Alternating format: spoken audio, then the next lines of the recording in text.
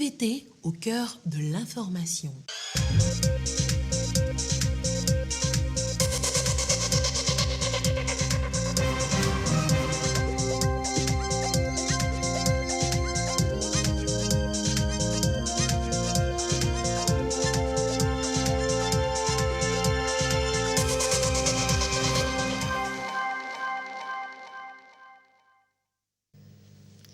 Bonsoir à toutes et à tous. Merci d'être avec nous pour ce journal. Au sommaire, la lutte contre le terrorisme au Togo. Le pays veut associer les institutions de la République. Les deux parties ont tenu une réunion cet après-midi dans cette optique.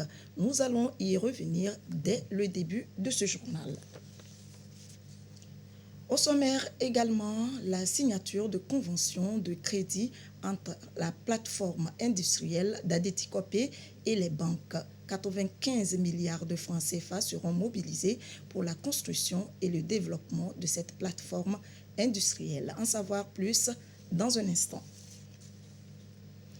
Le Togo accueille du 22 au 26 août 2022 la 72e session du comité régional de l'OMS Afrique, Organisation mondiale de la santé pour l'Afrique. Nous allons en parler dans un instant avec le ministre chargé de la Santé, professeur Moustapha Mijiawa.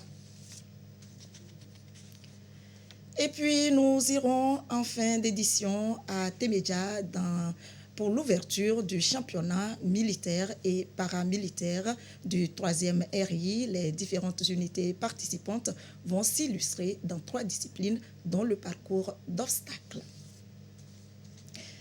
Voilà pour les titres. Bienvenue. Les attaques terroristes au nord du Togo demeurent une préoccupation. Le gouvernement veut associer les institutions de la République à la lutte. Les deux parties ont tenu une réunion cet après-midi pour être au même niveau d'information. Le point avec Ekwe Salah.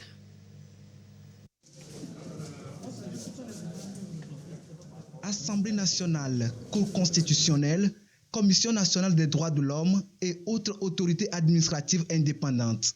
Toutes étaient présentes à cette réunion convoquée par le gouvernement. À l'ordre du jour, la situation sécuritaire au Togo, marquée depuis quelques mois par des attaques terroristes. Gouvernement et institutions de la République veulent être au même niveau d'information pour une lutte coordonnée contre le phénomène. Après avoir rencontré les populations des savanes, les forces vives des savanes, a rencontré ensuite les partis politiques. Et aujourd'hui, il s'agissait d'échanger avec les présidents des institutions de la République sur la situation sécuritaire de notre pays, d'apporter les éléments concernant l'action du gouvernement, la manière dont les opérations se déroulent, les mesures d'accompagnement des populations, de sorte à nous permettre à la fois d'être résistants face à l'attaque et d'être résilients pour ce qui concerne nos populations face aux dangers qui nous menacent tous ensemble. Les échanges ont porté sur différentes thématiques, la présentation de la situation dans la sous-région, au Togo, les dernières évolutions que nous avons connues, et puis l'état d'avancement des projets de développement qui sont mis en œuvre dans le cadre du programme d'urgence dans les savanes, et les perspectives, notamment la prise de rôle des institutions de la République aux côtés du gouvernement et dans cette unité politique que nous avons voulu ensemble avec tous les acteurs politiques pour pouvoir faire face aux dangers. Prochaine étape, la rencontre avec les acteurs de la société civile. Le gouvernement reste dans la dynamique de la concertation. Les concertations se poursuivent. La prochaine étape, une réunion va être organisée avec la société civile. Également pour échanger et voir comment, dans ce schéma global de résistance et de combat contre les groupes armés terroristes qui interviennent sur nos frontières, la société civile également peut pouvoir apporter sa contribution pour le meilleur de notre pays. Le gouvernement a salué le civisme et la discipline avec lesquels les populations des savanes observent l'état d'urgence sécuritaire en vigueur dans la région. Depuis novembre 2021, cette zone du Nord Togo est en proie aux multiples attaques terroristes avec malheureusement des victimes. Silence, en hommage aux frères et sœurs tombés. Cette minute de silence, c'était en leur mémoire en début de la rencontre. Prix du gaz butane en hausse au Togo, les structures en charge de l'approvisionnement sont interpellées. Le gouvernement rassure. Un suivi régulier des prix sera fait pour éviter l'exagération des marges. Ulrich Amiga. Plus de 72 heures déjà que le prix du gaz butane a connu une hausse sur l'ensemble du territoire national. Une décision prise en fonction du coût d'achat et qui émane des opérateurs privés, Total Energy, Zener SA et Sanol SA, en charge de son approvisionnement. Tout le contraire en ce qui concerne les produits pétroliers, super, gasoil et pétrole lampant, dont la commande est détenue par l'État togolais. Néanmoins, des subventions sur le prix du gaz ont été toujours accordées par le gouvernement sur ces 15 dernières années.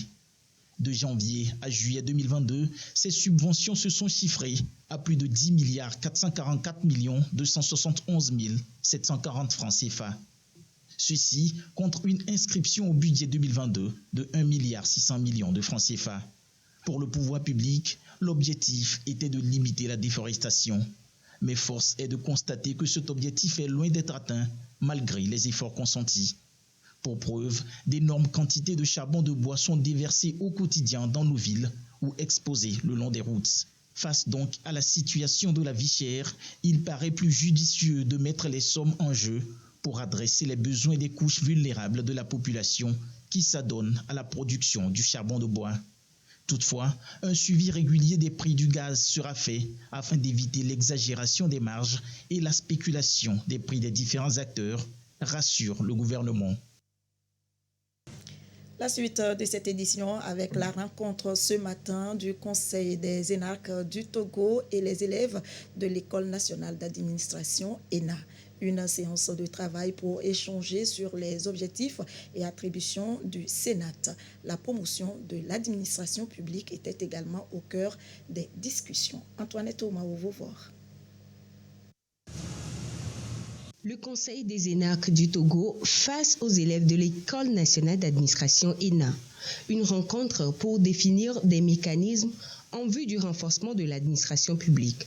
Entre le Conseil et les élèves, c'est aussi un lien social qu'il faut entretenir. En tout cas, le cadre est bien choisi pour galvaniser davantage les futurs énarques. Lorsque nous finissons la formation, il n'y a pas un suivi ou bien il n'y a pas un programme d'insertion et de gestion des énarques dans leur processus de formation et dans leur situation professionnelle. Donc, cette association dont le Conseil des énarques du Togo s'inscrit bien dans cette optique. Vu que c'est ici que toutes les compétences se forment et que ces forces sont dispersées à travers le pays, c'est normal que cette association puisse être un creuset dans lequel on ira puiser au moment où on aura besoin des compétences. Cette association des anciens élèves de l'ENA du Togo est d'ailleurs créée il y a 13 ans, contribue à la promotion de la qualité et l'efficacité des prestations de services dans les administrations publiques. Nous avons besoin de la contribution de la jeunesse, des nouveaux diplômés, pour pouvoir relancer justement les activités du Sénat, pour que le Sénat reprenne son travail. Il ne peut adhérer à cette association que celui qui a terminé ses études, qui dispose du diplôme de l'ENA, et il est donc énarque. Ces élèves sont formés à devenir des fonctionnaires de mission et depuis 1958, l'ENA met à la disposition de l'administration publique des cadres de haut niveau capables d'accompagner et de mettre en œuvre la nouvelle politique du gouvernement, le PND et la feuille de route gouvernementale. Le Conseil des énarques du Togo Sénat vient donc accompagner ces énarques dans la dynamique de réforme de l'administration publique pour la satisfaction de l'intérêt général.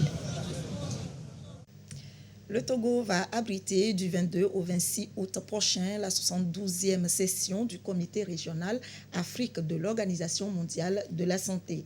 Une rencontre de haut niveau qui devra permettre aux acteurs concernés des 47 pays de l'organisation de passer en revue les actions menées en matière du bien-être des populations. De nouvelles stratégies seront définies pour lutter contre les maladies non transmissibles graves. Ulrich Amiga. La lutte contre les maladies non transmissibles graves, le renforcement de la mise en œuvre d'un plan d'action global pour la santé mentale, l'élimination et l'éradication des maladies tropicales, entre autres préoccupations sanitaires récurrentes dans les pays africains. Des préoccupations qui seront prises en compte à la 72e session du Comité régional Afrique de l'Organisation mondiale de la santé. Une rencontre d'échange et de partage de haut niveau que la capitale togolaise abrite après Brazzaville en 2019. Le choix qui a été porté sur le Togo à l'unanimité est étroitement lié au leadership du chef de l'État et à la réputation dont il jouit sur le continent. De la même façon, c'est en lien avec toute la politique sanitaire qui a été menée au Togo depuis des années.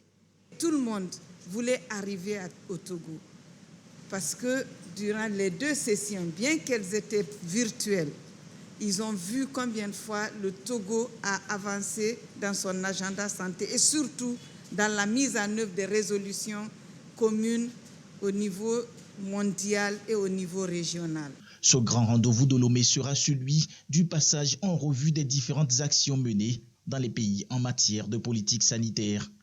Toute une série d'événements prévus pour trouver des solutions durables et pérennes à même de relever les défis liés à l'efficacité de la santé publique. Ce qui a été fait dans le cadre de la poliomyélite et les problèmes actuels du mutant que pose la poliomyélite, la drépanocytose, que ce soit des maladies non transmissibles comme l'hypertension, le diabète, le cancer.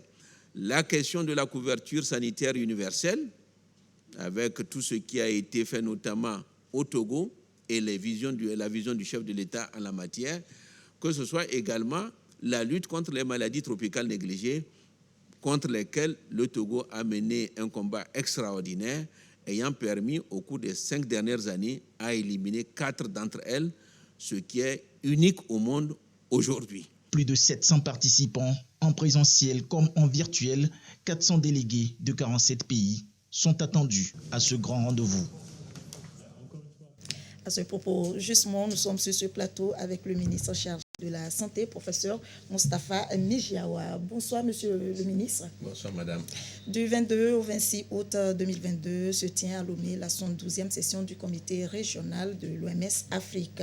Et quels seront les sujets à l'ordre du jour de cette session de Lomé? Merci, madame.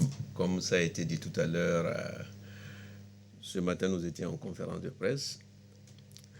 Alors, ce qui sera abordé lors de ces journées consacrées à cette session, c'est tous les aspects du système de santé en Afrique. C'est-à-dire les maladies, qu'elles soient transmissibles ou non transmissibles, que ce soit la couverture maladie universelle, que ce soit également l'intelligence artificielle, que ce soit la lutte contre les maladies tropicales négligées, que ce soit également tout ce qui concourt au système de santé, dans sa gestion, dans son financement. Tous ces aspects seront abordés. Bien évidemment, la nécessité de mettre en place des systèmes de santé résilients et robustes, avec les conséquences qu'on a connues, notamment avec la COVID-19, toutes les leçons tirées. Alors l'idée, c'est que tous les pays qui seront présents, les différentes expériences seront mises sur la table, avec notamment la détection des points forts et des points faibles, et en même temps voir les leçons qu'il faut tirer pour aller de l'avant. Donc tous ces aspects seront abordés. Il y aura bien évidemment une sorte de focus sur certains sujets, par exemple la poliomyélite. Vous vous souvenez qu'il y a seulement 3 jours qu'on a lancé une campagne de vaccination, parce que il y a une quinzaine d'années, on avait cru le problème résolu, mais il y a quelques années, nous constatons quelques rares cas liés à des mutants de ce virus-là. C'est ce qui fait que, voilà. Et c'est ce qui fait que maintenant, nous avons commencé une campagne de vaccination qui s'adresse à tous les enfants de 0 à 59 mois. C'est une vaccination où nous avons mobilisé les équipes qui iront de domicile à domicile, en dehors, bien sûr, des sites que constitueront les formations sanitaires. Donc, c'est le lieu d'inviter tout le monde à faire vacciner les enfants en réservant un bon accueil aux vaccinateurs. Donc il y a ça, et puis il y a la question des médicaments falsifiés de qualité inférieure, la question aussi de l'intelligence artificielle, son apport au système de santé. Tous ces éléments feront l'objet de cette session du comité régional OMS Afrique. Qu'est-ce qui est attendu de cette rencontre de Lomé?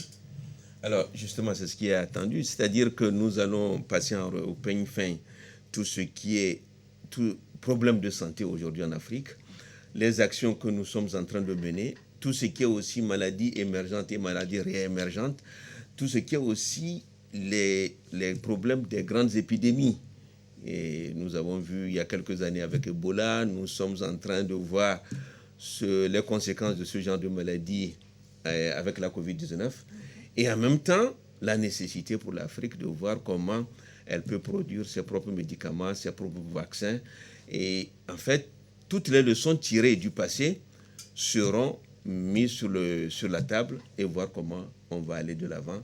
Et encore une fois, c'est tous les chantiers du système de santé du continent qui seront parcourus. Et pourquoi le choix de Lomé pour abriter cette session, cette 72e session? Alors, nous étions déjà en 2019, donc à la 69e session, on était à Brazzaville. Et sur instruction du chef de l'État, nous avons fait acte de candidature du Togo pour la session prochaine qui devait avoir lieu donc en 2020. C'était la 70e. Alors, entre la 69e et la 70e, la Covid est passée par là, si bien que la session de l'année 2020 et celle de l'année 2021, les deux sessions-là, 70e et 71e, ont eu lieu en mode virtuel. Mais, compte tenu du leadership du chef de l'État, le Togo a été reconduit cette année pour abriter la session, la 72e session, dont le mode sera hybride, mais essentiellement quand même présentiel, parce qu'on attend à Lomé 400 délégués, et en virtuel, il y aura à peu près 300 délégués. Donc, schématiquement, et à cette session, 72e session, participeront à peu près 700 personnes.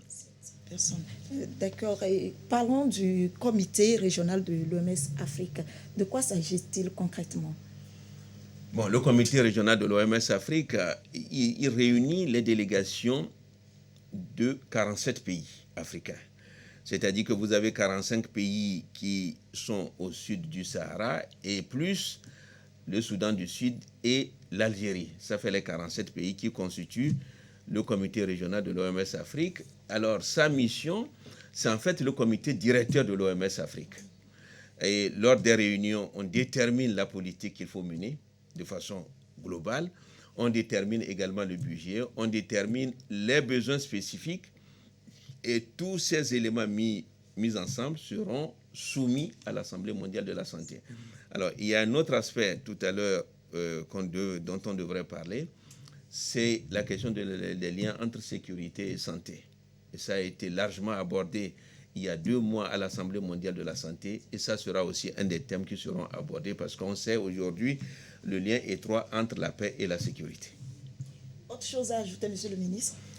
Alors, ce qu'on pourrait ajouter, c'est que c'est un très important événement parce que c'est la première fois que le Togo abrite le comité régional de l'OMS Afrique. Ça sera l'occasion aussi que le Togo échange certaines de ses expériences avec les autres pays, tout en recevant bien sûr les expériences des autres pays.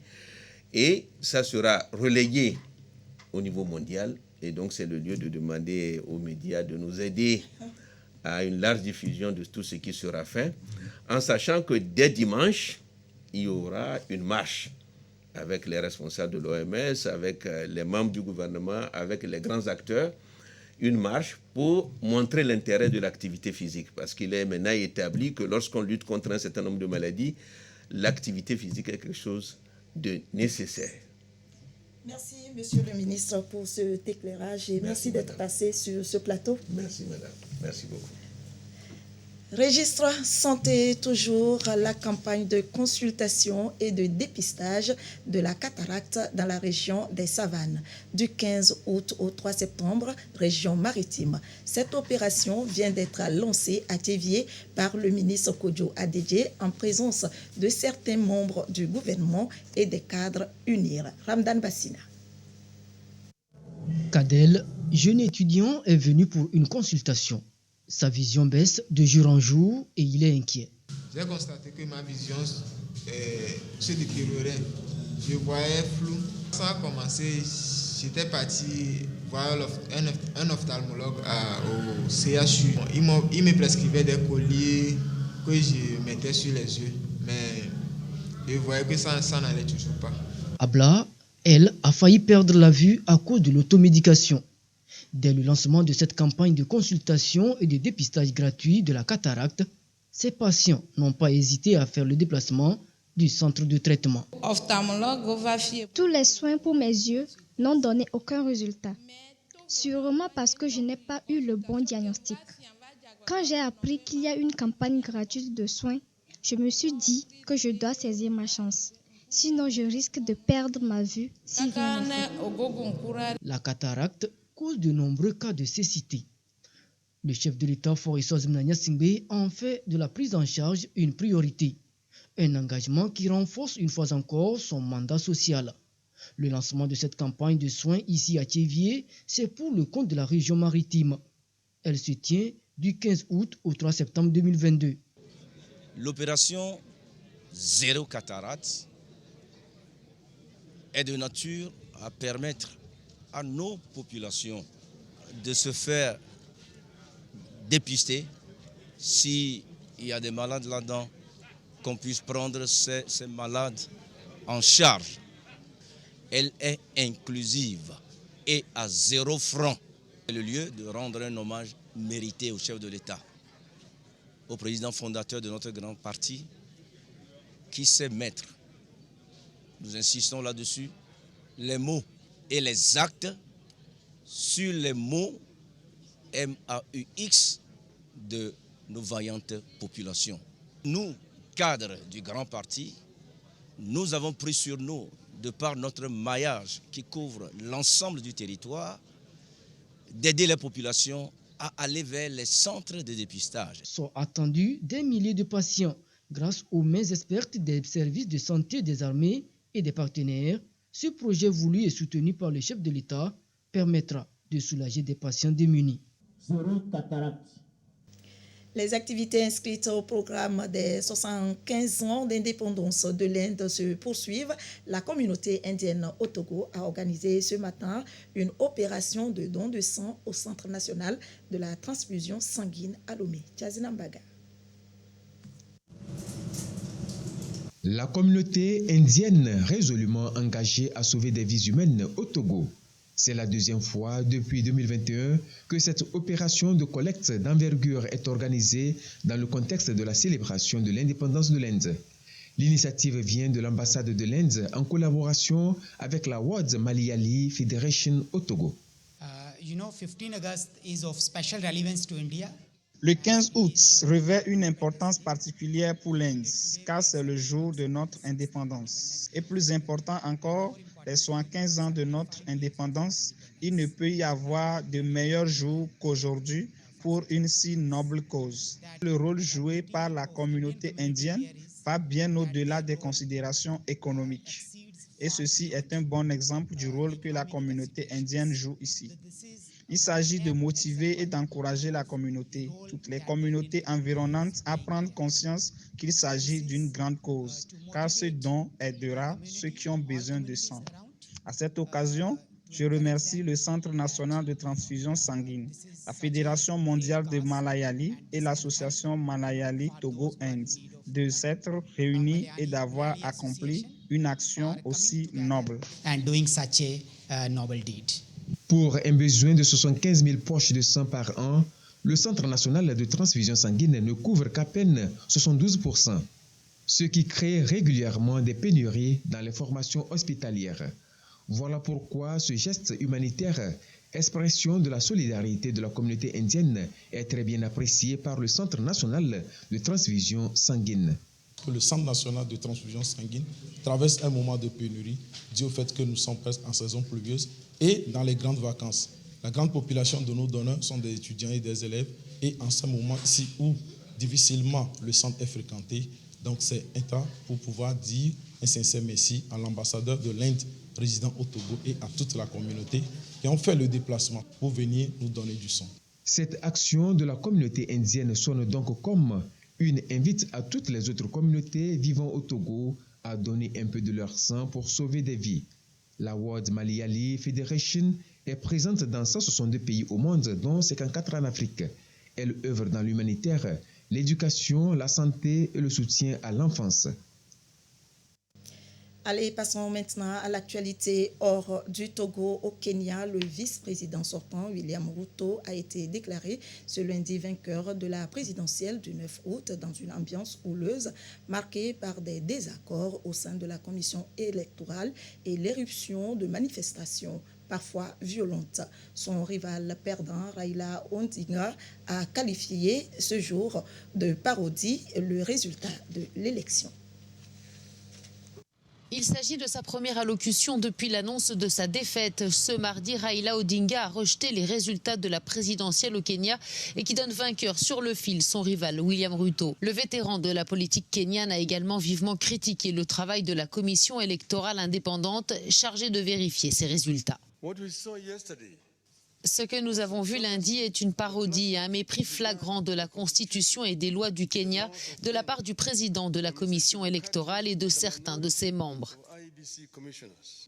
La loi est claire sur le rôle du président de cette commission. Elle ne lui confère pas les pouvoirs d'un dictateur pour diriger la dite commission de manière unilatérale.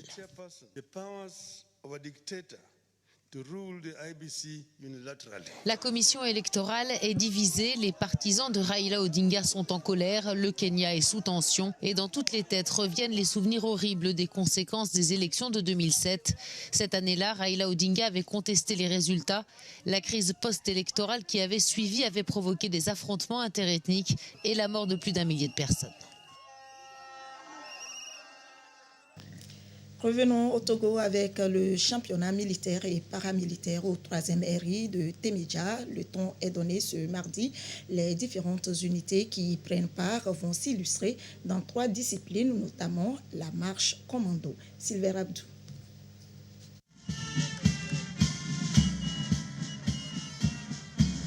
Défilé des différentes unités des forces armées togolaises pour entamer les premiers championnats militaires et paramilitaires axé sur 3 disciplines, la marche commando, le tir et le parcours d'obstacles. Ces unités vont s'affronter dans ces différentes épreuves en vue de détecter les meilleurs dans chaque discipline. Et c'est le 3e régiment d'infanterie de Temidja qui accueille l'édition 2022 de ce championnat de la haute hiérarchie militaire. C'est un honneur et une marque de confiance fait à tous les acteurs de sécurité et de défense du 2e secteur militaire en confiant l'organisation au 3e régiment d'infanterie en cette période d'urgence sécuritaire marquée par les attaques terroristes. Le 3e régiment d'infanterie est préparé à garantir la sécurité de tous. Que la Providence nous accompagne tout au long de ces semaines sur nos pistes et obstacles et au champ de tir. Gardez à l'esprit que pour ce premier essai, nous avons une obligation de résultat, non seulement pour le raffermissement de la cohésion de nos forces de défense et de sécurité, mais aussi pour encourager le commandement à poursuivre son effort dans l'élan de redynamisation du sport militaire. Sur place, officiers, sous-officiers et bien d'autres acteurs découvrent les toutes premières épreuves, le parcours d'obstacles. Cette discipline consiste pour chaque unité d'une équipe de 5 personnes de faire un circuit de 500 mètres avec 20 obstacles à franchir, entraînant avec elle une charge de 23 kg. 17 unités ont donc compéti dans cette discipline, et ceci devant le premier responsable de la première région militaire, représentant le chef d'état-major général des FAT. Ce dernier a souligné l'importance de ce sport militaire et a exprimé sa gratitude au chef de l'État pour les efforts accomplis. Ces exercices participent au développement individuel et collectif des capacités opérationnelles des unités militaires et paramilitaires. Ils permettent à chacun, quelle que soit sa place au sein de l'institution, d'acquérir un niveau de conditions physiques, mentales et de combativité adapté aux spécificités et aux contraintes de nos missions. C'est l'occasion ici, au nom de toutes les forces de défense et de sécurité, de remercier très respectueusement son Excellence, Monsieur le Président de la République, chef des armées, qui perpétue la tradition selon laquelle aucun sacrifice n'est trop grand lorsqu'il s'agit de la jeunesse et qui encourage ces préparations continues de nos troupes au combat afin de garantir la sécurité de tous les Togolais. Les disciplines vont permettre aux différentes unités de renforcer leurs capacités physiques pour davantage contribuer au maintien du climat de paix. Et durant la compétition, les athlètes sont appelés à promouvoir le fair play pour la réussite de ce championnat. Ce chiffre pour finir, 95 milliards de francs CFA. Ce fonds sera consacré à la construction et au développement de la plateforme industrielle d'Adétikopé, un fonds que Afriksim Bank, Ecobank et BIA Togo s'engagent ensemble à octroyer à la PIA sous forme de crédit. La convention a été signée ce mardi à Lomé. C'était en présence des membres du gouvernement et nous y reviendrons dans nos prochaines éditions. Ainsi se termine ce journal. Merci de votre attention. Très belle soirée à vous.